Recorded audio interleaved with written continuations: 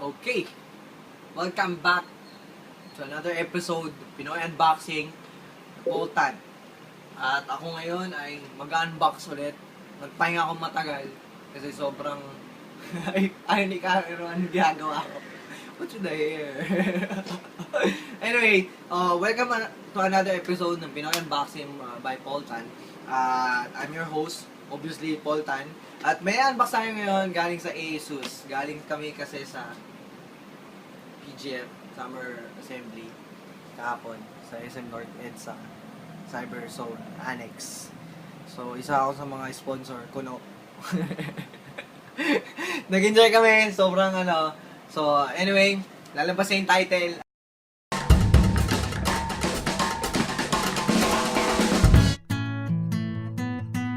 Okay, so, here it is.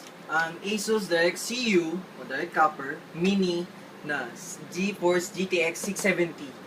Mini mini guys. Bakit mini? Well, pag-usapan natin. Ngayon, looking at the box first, meron pang sticker galing sa Asus na World's Most Award-Winning Graphics Card. Bakit kaya award-winning graphics card sila? Curious ka ba? Curious din ako. Anyway, as you can see, 670 to guys. Same specs, same lahat. Iba lang ang itsura, iba lang ang size. Kaya siya mini kasi nga mas maliit siya. Ngayon, kaya siya DirectCU hindi 2 kasi isang fan lang ang gamit niya. So, pag-usapan natin yan later on. Windows 8 ready siya. OC edition nga pala to guys. Ang liit niya pero OC edition siya. Tatagal kaya yung pyesa. Pag malalaman nyo din. 2GB memory, small form factor, perfect for ITX, direct power, stable performance. Blah blah blah. Okay. So, kahit na maliit ang 670 na to, compare dun sa DirectCU 2 na 670 ng Asus, is hindi siya kinuripot pagdating sa performance at sa cooling niya. Bakit? Unang-una meron siyang Direct Power Plus Super Alloy Power. So, ibig sabihin yan, 15% cooler PCB and 2.5 times longer durability siya. So, PCB at performance niya, cooling niya, performance, okay. At tapos, sabi, whether for gaming or overclocking. So, pwede nyo siyang gamitin o i-overclock, bahala kayo. Kayo bumili nito, kayo ang gumawa ng kahit anong gusto nyo. Huwag nyo lang babato. Okay? Kung babato nyo man, dalhin nyo sa akin. Okay. Isa pa sa mga features na yun, katulad na sinasabi ko sa inyo, DirectCU Mini. 20% cooler, 3 times quieter. Bakit 3 times quieter siya? Kasi nga isang fan lang gamit niya. At this time, gumamit sila ng fan na special design. Mamaya, papakita ko sa inyo yan. Pero ang tawag sa kanya ay ito. Cooltech Axial Fan. Kung napanood nyo yung isa sa mga video na pinost ng Asus Republic of Gamers, pinakita nila kung anong pinagkaiba ng fan na ordinary dun sa Cooltech na Axial Fan. Nabilib ako kasi nagbigay sila ng sample at obviously, mas maganda ngayon yung design nila na to. Kahit maliit lang yung fan pero efficient siya pagdating sa cooling. Tapos meron din siyang vapor chamber pagdating dun sa design ng copper mismo para isigupin yung init away from the GPU core. Tapos small form factor kasi kita mo naman yung motherboard na yan from Asus, ITX yan na motherboard.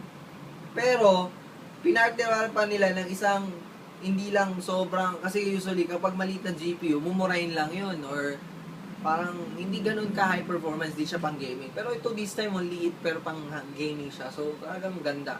Tapos, yun lang. Look at the packaging. Same naman sa katulad ng mga GPU ng Asus. So, simple lang yung packaging niya. Direkta, walang arte-arte. Ito yung GPU itself. Meron siyang, 8-pin to dalawang 6-pin kung wala kayong 8-pin. Tapos, ano ba yung kasama niya? Ayun, meron siyang speed setup guide at saka yung, syempre, yung ayaw na ayoko, yung CD. Pero kung updated naman to, why not? Pero kung gusto niyo mas updated, punta kayo sa nvidia.com. Kung gusto niyo ng bagong GPU tweak na software, punta kayo sa asus.com. Okay, ngayon, puntahan na natin yung mismong card. Alam ko, atat na kayo makita ito. Nakyukyutan talaga ako sa video card na to. Ang cute-cute kaya niya. Ano naman, gano'n ka-cute. Ano naman, compact siya, sobrang compact ng GPU na to, grabe. Taas ko pa daw, ayan, ganyan kataas, okay na. Joke lang. Okay, so, GPU itself, hindi pala maliit yung fan niya. Malaki siya actually. compare dun sa DirectCU2 na mga GPU ko, malaki siya. Halos magkasing laki sila. Tapos ang ganda ng design niya. Ganda. Mukhang talagang totoo yung nasa video. Parang efficient talaga siya. Tapos looking at the cooler, pakita mo naman, oh. Ayan, oh. Ito yung mga fins na extra fins para lumamig. Tapos makita mo yung copper dyan. Ayan, oh, nakita mo. Naka-direct contact siya doon para mapunta rin dito yung init. Tapos palalamigin itong fan na to. Katapos, ito mismo yung copper, parang vapor chamber nila na naka-direct ng contact doon sa GPU. Kaya sobrang bago siyang design from Asus. No, sa efficient cooling siya. Hindi ko pa siya na-test pero I would love to test this guy out. Tapos yung shroud niya, yung design niya, ganda. Meron naalala ko isang contestant sa Asus na summer contest na itong Sabado lang tsaka Linggo. Isa sa mga contestant doon, yung ginawa niya, yung casing niya, ganito yung harapan. 'Di ba? Mamaya makikita niyo, papakita ko yung try ko ipakita yung link. Pero sa mga nakakita na nung mga entries, isa sa mga contestant ganito ginawa niya. Kaya sobrang ganda. Bagay ito dun sa casing niya. Anyway, dual slot siya na card. So, wala kayong worry pagdating sa space. So, pwede kayo mag-install nito ng 4 kung gusto nyo. May nakita nga pala ako nag-install nito ng 4. Ang ganda. Tapos, lead pa niya. Tapos, ito yung likod nga pala niya. At nga pala, pwede nyo siyang i-quad SLI, triple SLI, dual SLI. Ayan. Kaya nga SLI, kaya dual. Okay? So, pwede nyo siyang triple at quad. Okay. Tapos, meron siyang direct power. Nakasulat dyan. Hindi ko alam para saan to. Pero, parang ang cute niya lang tingnan. At least, pag naka-mount dyan sa motherboard nyo, ganyan ang makikita nyo. Maganda siya, di ba? Ngayon, kung gusto nyo lagyan ng backplate, pwede kang paggawa kila Camshow, kila Tantric. Lagyan nyo ng backplate to. Mas maganda na lalabas. Okay, ang requirement niya na power is 8-pin power. So, sobrang tipid sa kuryente. Kahit napakalakas yung GPU na to. 672 guys ha. Katulad na sinabi ko sa inyo, hindi to downgraded na 670. Same spec, same performance. Mas maliit lang siya at mas cute.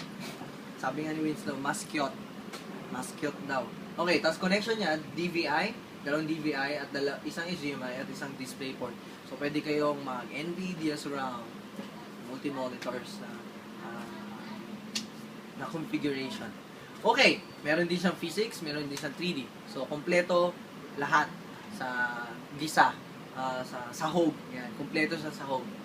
So, there you have it. I hope na nagustuhan nyo yung first look natin at unboxing natin ng Asus GTX GeForce 670 DirectCU Mini. So, hopefully, hindi lang ito yung first na gagawin nilang Mini at marami pa silang gagawin na DirectCU na Mini na with these fans. At excited ako makita yun sa Computex. So, see you guys later again and don't forget to subscribe sa YouTube channel ko.